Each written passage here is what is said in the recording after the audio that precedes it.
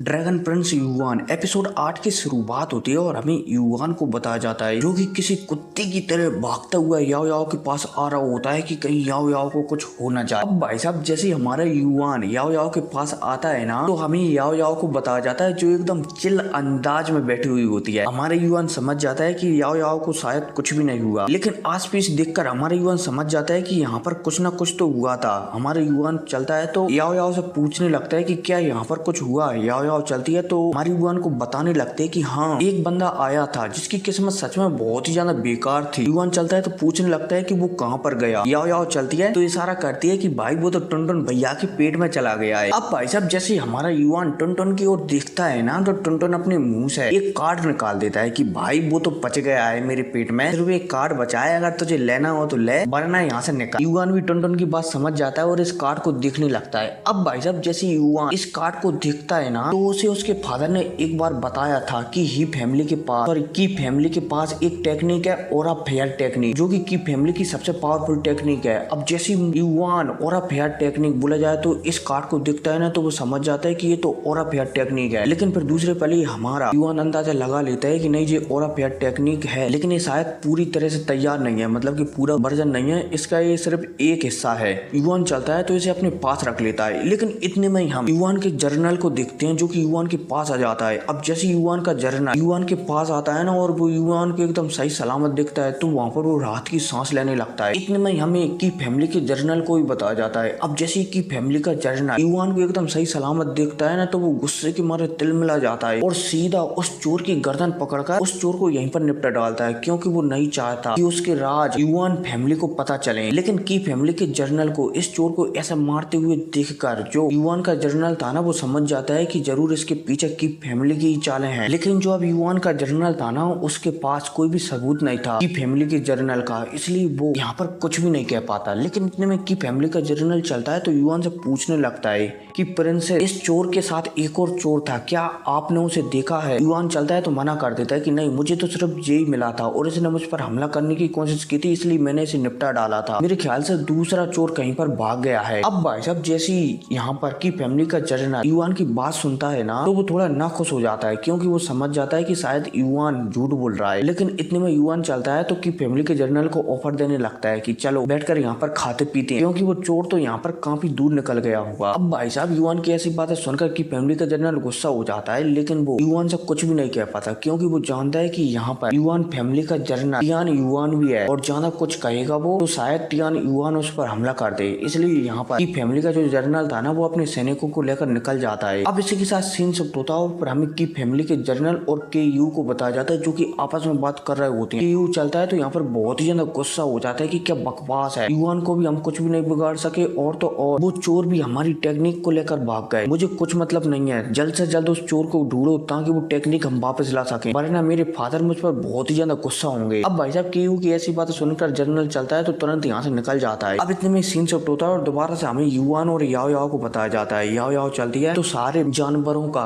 एक एक ब्लड बूंद निकाल कर एक बोतल में भर लेती है और युवान से कहने लगती है कि अब समय आ गया है कि तुम्हारी पीठ पर मैं वो जेनेसिस रूम बना दूं जिसकी सहायता से तुम अपने 5वें मेडिडियंस को ओपन कर सकते हो। अब भाई साहब याओ याओ की बात हमारे युवान सुनता है ना तो वो अपना हाँ में सिर हिला देता है। याओ याओ चलती है तो युवान का जो ऊपर शर्ट था ना उसे उतरवा देती है और जो उसका जेनेसिस ब्रुश था ना ब्लड से उस पर मतलब कि युवान की पीठ पर फॉर्मेशन बनाने लगती है। अब जैसे ये फॉर्मेशन बनना शुरू होता है ना तो जो हमारा युवान था ना उसे बहुत ही ज्यादा दर्द होने लगता है। युवान चलता है तो यहाँ पर जोर जोर से चिल्लाने लगता है, लेकिन भाई साहब जो हमारी याओ याओ है ना वो एकदम पत्थर दिल है, उसे घंटा फर्क नहीं पड़ता कि कौन चिल्ला रहा है कौन क्या कर रहा है। लेकिन मैं बता दूं कि ये हमेशा पत्थर दिल नहीं रहेगी, हर कोई नहीं लीक नहीं करते हैं, आगे बढ़ते हैं, ठीक है। अब जैसे ये जेनेसिस रूम बनता है ना हमारी युवान की पीठ पर तो युवान को कुछ अच्छा महसूस होने लगता है, ऐसा लगने लगता है कि मानो वो थोड़ा सा पावरफुल हो गया है और वो बहुत जल्द जो 5वां डोर है ना वो उसे बहुत ही जल्दी ओपन कर सकता है। याओ याओ चलती है तो मना करती है कि नहीं तुम अपने मेडिडियंस बोले जाए तो 5वें मेडिडियंस को इतनी जल्दी ओपन नहीं कर सकते, उसे ओपन करने के लिए तुम्हें कम से कम 1 महीने तक इस जंगल में बीस्टों का शिकार करना होगा। अब भाई साहब याओ याओ की ऐसी बातें सुनकर हमारा युवान भी सिर हिला देता है। अब इसी के साथ सीन शिफ्ट होता है और हमें युवान को बताया जाता है जो कि बहुत सारे बीस्टों को मारता है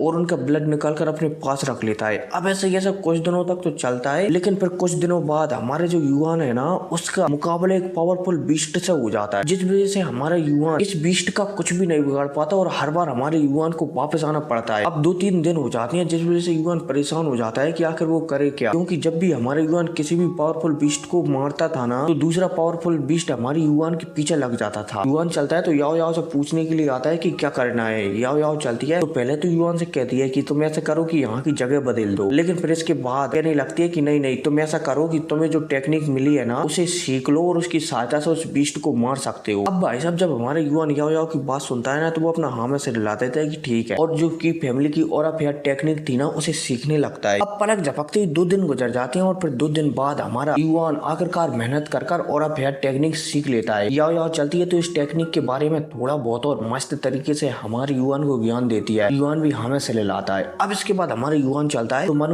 में कहने लगता है कि समय आ गया है उस गेड़ा हाथी को निपटा। अब भाई साहब यह कहती सीन से पुता और हमें युवान को बताया जाता है जो कि गेड़ा हाथी के एकदम सामने खड़ा हुआ होता है। गेड़ा हाथी भी युवान पर हमला करने के लिए एकदम तैयार होता है। गेड़ा हाथी चलता है तो सीधा युवान के ऊपर हमला कर देता है। अब जब युवान गेड़ा हाथी को इस तरीके से हमला करते हुए देखता है ना तो युवान चलता है दिमाग का इस्तेमाल करता है और यहाँ से गायब हो जाता है। गेड़ा हाथी का सिंह चलता है तो सीधा एक पत्थर से टकरा जाता है, जिस वजह से पत्थर भी था ना इस पर भी क्रैक आ जाते हैं, लेकिन गेड़ा हाथी का सिंह इस पत्थर में अटक जाता है, बोला जाए तो फंस जाता है। इतने में युवान पीछे से चलता है तो और फेयर टेक्निक और एक और टेक्निक मिलाता है आपस में और इस गेड़ा हाथी के पीछे से हमला कर देता है और एक ही हमले में हमारा युवान इसका काम तमाम कर देता है। अब भाई साहब जैसे हमारा युवान इस गेड़ा हाथी को निपटाता है ना तो वो समझ जाता है कि उसकी और फेयर टेक्निक बहुत ही ज्यादा पावरफुल है। और भाई साहब यह बात सोचकर युवान चलता है तो प्रसन्न होने लगता है। अब इसी के साथ केयू को बताया जाता है जो कि बहुत ही ज्यादा गुस्से में था और चारों तरफ हका मचा रखा था और अपने जनरल से कहता है कि आखिरकार मेरी और फेयर टेक्निक कहां पर चली गई। लेकिन अब यहाँ पर केयू था ना उसे समझ में आने लगता है कि शायद जो और फेयर टेक्निक है ना जो उसने दूसरे चोर को दी थी शायद वो चोर भी मारा गया है और हो ना हो वो और फेयर टेक्निक है ना वो युवान के पास ही है। अब भाई साहब जैसे केयू ये समझता है ना तो वो तुरंत अपने जनरल से कह देता है कि ऐसा करो तुम लिंग जी को बुलाओ, उससे कहो कि उसे